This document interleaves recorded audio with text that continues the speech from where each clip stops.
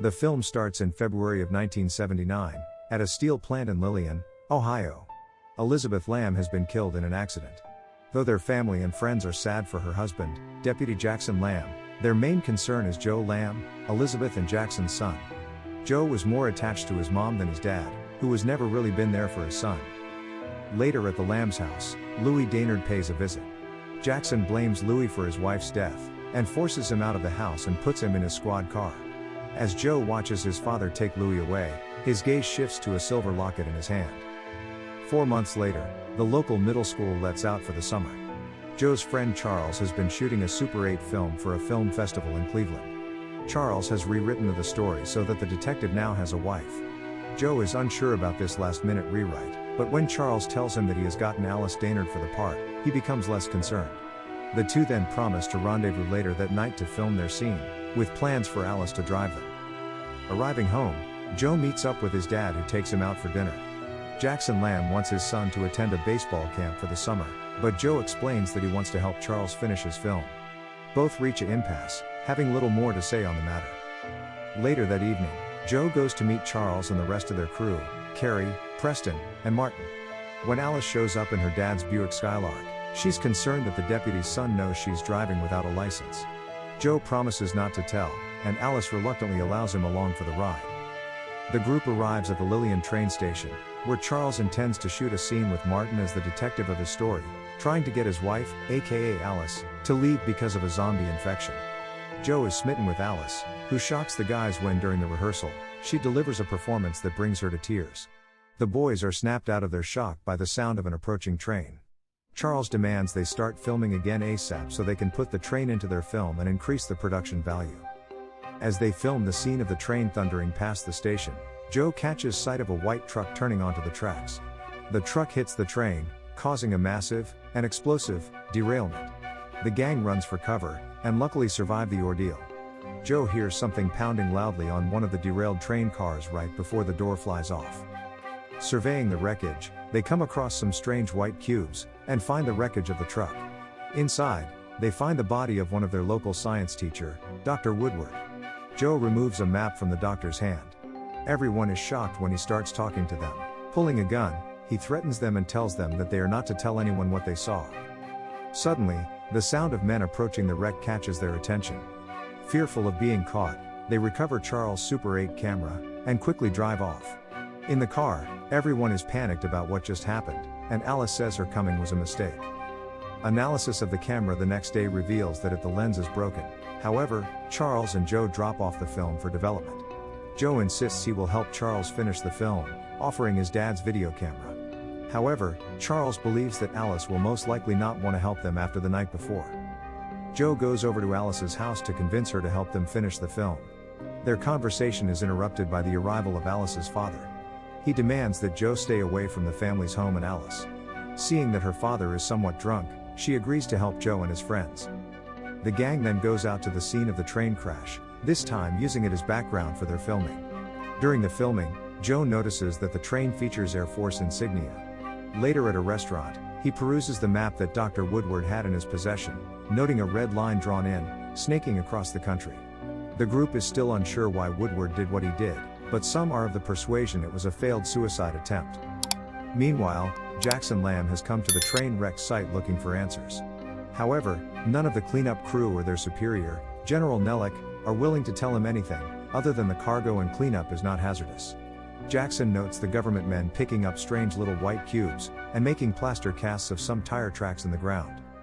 The next day, the town devolves into a state of crisis, as Sheriff Pruitt goes missing.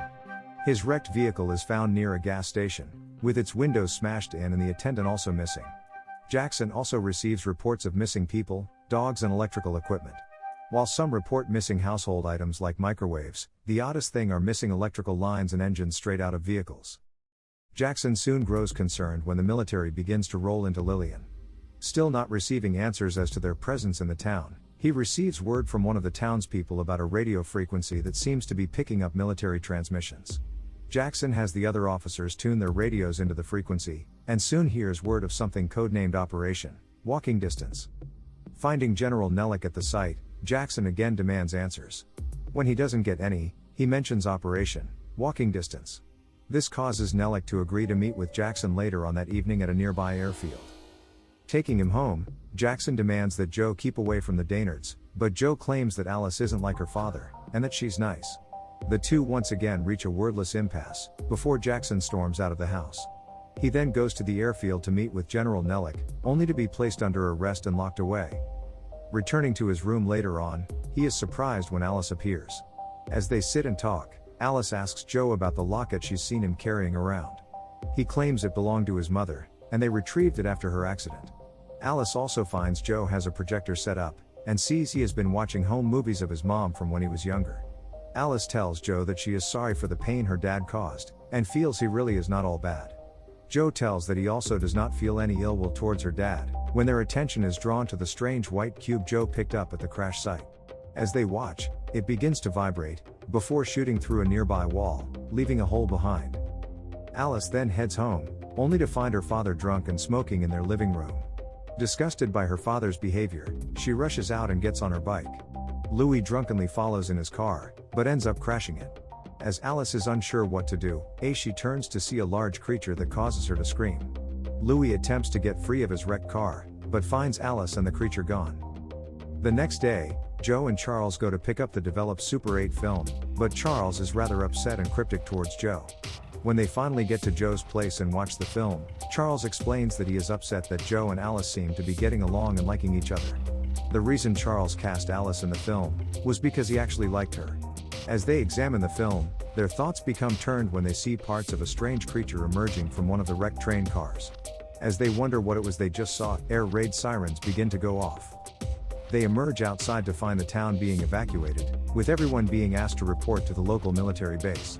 Word is that a dangerous fire is headed towards Lillian, and could cause terrible damage if it reaches the town's chemical plant. Joe and Charles get on a bus, and are transported to the base. There, Charles is reunited with his family, while Joe goes to look for his dad. However, he instead finds Louis, who tells Joe that he saw Alice being taken away by a creature, but nobody believes him. Joe then rounds up Charles and their friends, with the intent to get back into town and rescue Alice.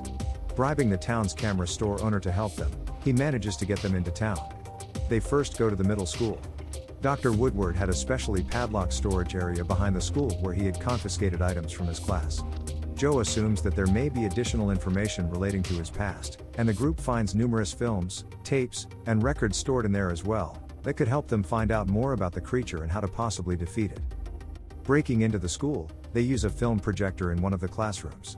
Through the materials, they learn that the creature is subterranean, and mainly wants to just go home. However, General Nellick was more intent on keeping the creature for army purposes.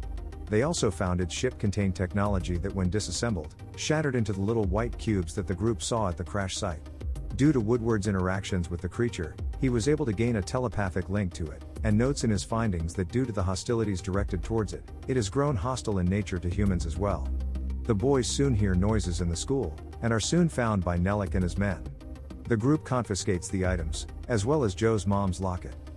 The boys are put on a military bus and are headed back to the base when the creature attacks the bus. The boys manage to escape while the creature attacks the other military officers and kills General Nellick. In the aftermath, Joe is able to obtain his mom's locket. On their journey to the town, Louis explains that he came to the Lamb's house after the funeral to apologize. Jackson also admits that he knows that Louis is sorry, and quietly forgives him. The boys, meanwhile, have made it back into town, but suddenly find themselves in the middle of a war zone, as tanks and other military weaponry are going haywire, firing random shots and destroying property. As the boys attempt to escape, Martin is injured. Charles stays behind to tend to his wounds, as Joe and Carrie rush off to the cemetery. Joe tells Carrie about the strange things he saw and heard from the garage. Breaking down a door, they find a large hole, dug down several stories deep. Climbing down, they see it leads up to several other places. Eventually, they come across the creature's lair under the town's water tower, which houses all sorts of mechanical parts, including the missing items from the townspeople. As they watch, they see several people strung from the ceiling, including the missing sheriff, as well as Alice. Before they can rescue her, they catch a glimpse of the creature, who is eating the limb of another human. Fearful that Alice might be next, Joe directs Carrie to create a distraction using the fireworks in his backpack. This causes the distraction that Joe needs as the creature heads down the tunnel towards the loud sounds. Joe manages to save Alice, as well as the sheriff and a woman with rollers in her hair. As they rush to find a way out, they encounter Carrie, who thought he was heading towards an exit. Suddenly, the creature comes up behind them, snatching the sheriff and the other woman into the darkness. Joe, Alice, and Carrie run but are soon at a dead end. The creature has them cornered, but Joe stands before it, reasoning with it. The creature acts hostile at first, but even in the face of its bizarre appearance, Joe does not react hostilely like the previous treatment it has known. Suddenly, a sound is heard deep in the cave near the creature's lair, and it puts Joe down before returning. The three return to the surface and congregate near the water tower. As they do, all sorts of mechanical objects in the area become magnetized to the water tower's top area. Truck trailers nearby that also contain the recovered white cubes burst open, and the cubes begin to form around the edges of the water tower as well. During the spectacle, Jackson and Louie come across their children, and both families reconcile as the creature ascends the water tower.